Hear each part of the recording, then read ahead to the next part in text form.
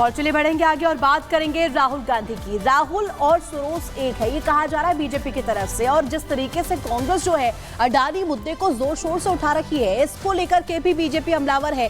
कह रहे हैं कि जॉर्ज सोरोस के ही एजेंडे पर कांग्रेस काम कर रही है। देखिए, जॉर्ज सोरोस की बात करें, ओपन सोसाइटी फाउंडेशन के जरिए वो ओसीसीआरपी को फंडिंग किया करते थे। अब बीजेपी का यह दावा है कि ओसीसीआरपी और राहुल गांधी दोनों ही भारत को अस्थिर करने की कोशिश कर रहे हैं।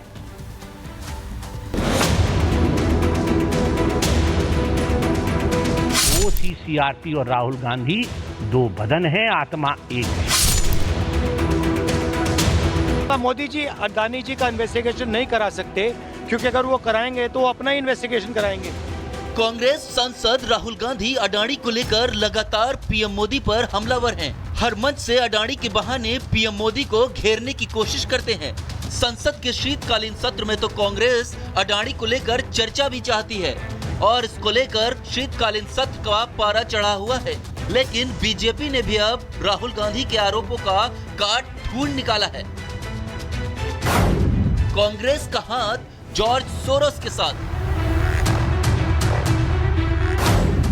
राहुल सोरोस एक नियत फेक। बीजेपी ने राहुल गांधी और कांग्रेस पर अब तक का सबसे बड़ा हमला बोला है।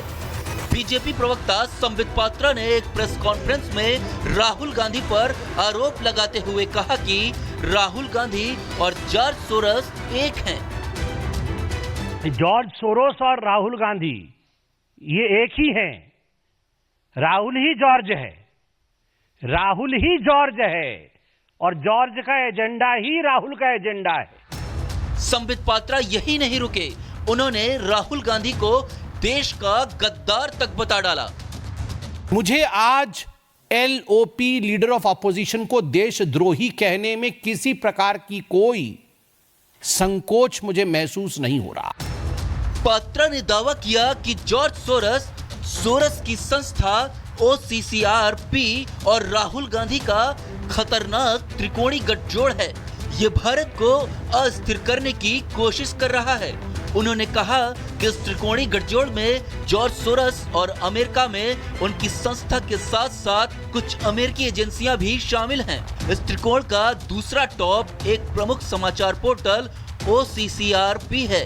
राहुल गांधी इस त्रिकोण के तीसरे कोण है। अब ये ओसीसीआरपी क्या है? Organised crime corruption reporting project. America में जो डीप स्टेट है, जो कुछ ऐसी एजेंसीज अमेरिका के अंदर छुपी हुई हैं, जो कहीं ना कहीं अन्य राज्यों में, अन्य जगहों पे इंस्टेबिलिटी चाहती हैं, उनके द्वारा फंड लेने के कारण उनके इंटरेस्ट के लिए काम करती है ये ओसीसीआरपी। अब हम आते हैं इसके सबसे महत्वपूर्ण कोण की तरफ, राहुल गांधी। आपको बता दें कि अमेरिकी अरबपति जॉर्ज सोरोस प्रधानमंत्री नरेंद्र मोदी के बड़े आलोचकों में से एक हैं। बीजेपी ने कई बार कांग्रेस पर सोरोस से संबंध रखने का आरोप लगाया है। राहुल की भारत जोड़ो यात्रा में सोरोस के एक सहयोगी की शामिल होने को लेकर भी जमकर सियासत हुई थी और कांग्रेस पर बीजेपी ने निशाना साधा था। वहीं राहुल गांधी के अमेरिकी दौरे को लेकर भी बीजेपी ने हमला बोला था। बीजेपी का आरोप था कि राहुल अमेरिका में सोरोस के सहयोगी से मिले थे। दरअसल अडानी को लेकर हिंडनबर्ग की रिपोर्ट सामने आने के बाद से सोरोस ने एक लेख लिखा था। इस लेख को लेकर भारत में जमकर सियासत हुई। कांग्रेस और बीजेपी ने एक दूसरे पर जमकर निशाना साधा। अब फ्रांस के एक अखबार ने दावा किया है कि ओसीसीआरपी की रिपोर्ट तटस्थ नहीं है और इसे अमेरिकी कारोबारी जॉर्ज सोरोस की ओर से फंडिंग मिलती है। फ्रांस के अखबार के दावे के बाद बीजेपी ने कांग्रेस और राहुल गांधी को घेर लिया।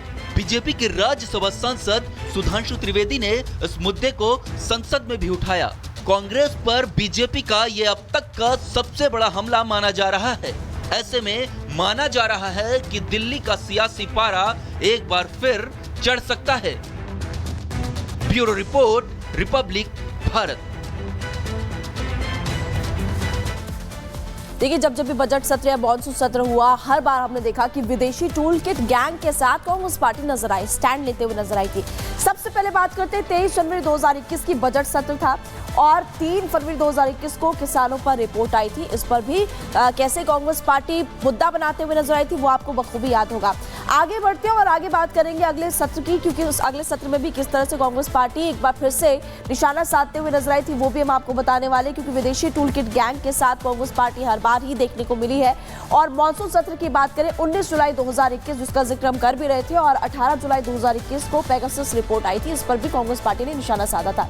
31 जनवरी 2023 का बजट सत्र हिंडनबर्ग रिपोर्ट आपको याद होगी। 24 जनवरी 2023 सदन के बाहर निकलकर भी जमकर नारेबाजी की थी।